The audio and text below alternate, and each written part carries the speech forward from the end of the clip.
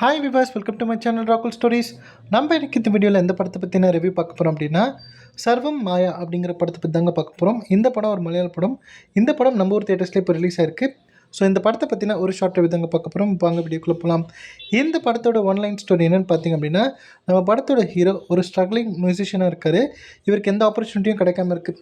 அப்படி தப்பி தவறி பார்த்திங்க அப்படின்னா அவருக்கு வந்து ஒரு ஆப்பர்ச்சுனிட்டி கிடைக்குது.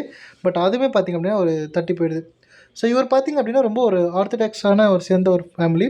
இவருடைய ஃபேமிலி பார்த்திங்கன்னா ரொம்ப ஆர்த்தடாக்ஸான ஒரு ஃபேமிலி.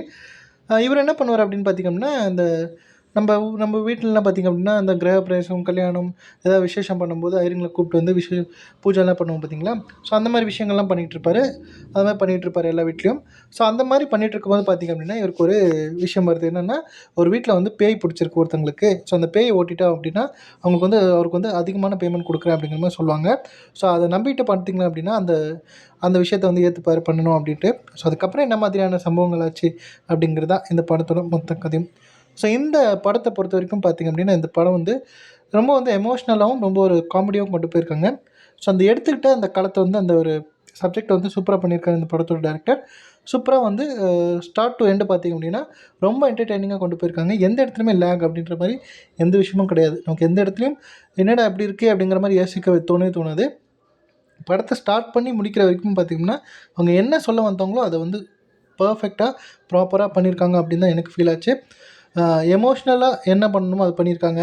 அதே மாதிரி ரொமான்டிக்காக என்ன பண்ணணுமோ பண்ணியிருக்காங்க. அதே மாதிரி காமெடியாக என்ன பண்ணணுமோ அப்படி பண்ணியிருக்காங்க. ஸோ இந்த சப்ஜெக்ட் இந்த மாதிரி கதைக்களம் பார்த்திங்க அப்படின்னா நம்ம தமிழ் சினிமாலேயும் நிறைய வந்திருக்கும். பட் இருந்தாலும் ஒரு விஷயத்தை எடுத்துகிட்டு என்ன தான் வந்து அரைச்சாலுமே அது எப்படி அரைக்கிறாங்க, எப்படி வந்து ப்ரெசென்ட் பண்ணுறாங்க அப்படிங்கிற விஷயம்.